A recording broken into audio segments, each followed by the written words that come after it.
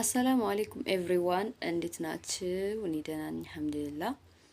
ዛሬ ያው አጠር ያለች ቪዲዮ ልነግራችሁ ነው የመጣሁት እና ውዶቼ አትሊስት ሼር አድርጉት። ሌላ ነገር ባታደርጉም አዲስ ለሚሄዱት ይጠቅማቸዋል፣ አሊያም ለሁሉም ሰው ሊጠቅም ይችላል ብዬ አስቤ ነው የመጣሁት። ሶ ጋይስ ምንድነው ኢትዮጵያ ከመምጣታችን በፊት አሊያም ስንመጣ ምንድነው መሰላችሁ ማለት የሆነ ባላርኩት አሊያም ደግሞ ምን አለ ቀድሜ ባወቅኩት ብዬ ያሰብኩትን ነገር ነው የምነግራችሁ። አንደኛው ምንድነው ቶሎ ብለን የቢዝነስ አይዲያ አለመጀመር። ያኔ ቢዝነስ አይዲያ ሲባል ለምሳሌ መጣን ከዛ በኋላ መቸኮል በቃ የሆነ በቃ ዝም ብለን መቀመጥ፣ አይ ተመልሼ እሄዳለሁ ሀሳቤን ቀይራለሁ ምናምን ነገር ብለን የቢዝነስ አይዲያ አንጀምርም። ትልቁ ጥፋታችን ይሄ ነው። ምክንያቱም ብራችን ባልባሌ ቦታ ነው የሚጠፋብን።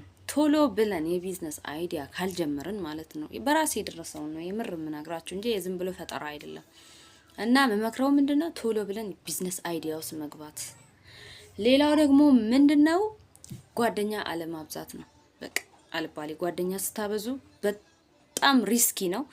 ስፔሻሊ ደግሞ ይሄ ቶክሲክ የሆነ ፍሬንድሺፕ የሚባል ቶክሲክ የሆኑ ልጆችን አለመሰብሰብ። ገባችሁ? ሌላው ደግሞ ምንድነው ተመልሰን ላይክ ወደ ስደት መሄድ ማሰብ።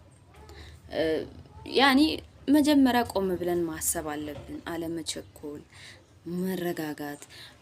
ብንሰደድ እንኳን ቢያንስ ያኒ በፍሪ ቪዛ የፈጀውን ይፍጭ በፍሪ ቪዛ አሊያም ደግሞ አይ ስደት በቃኝ ካልን ደግሞ ምንድነው ማድረግ ያለብን? ቢያንስ አትሊስት ዲቪ መሞከር።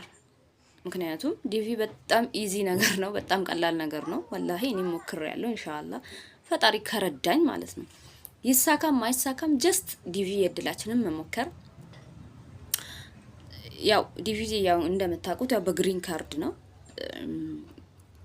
በግሪን ካርድ ሄዳችሁ ነው እዛ ስራ ምናምን የምትሰሩት፣ አሊያም ዝም ብሎ ምናምን አይደለም። ሶ ጋይስ እቺ መልእክት ስለምጠቅማችሁ ሼርም አርጉ፣ ሰብስክራይብ አርጉ ፕሊዝ።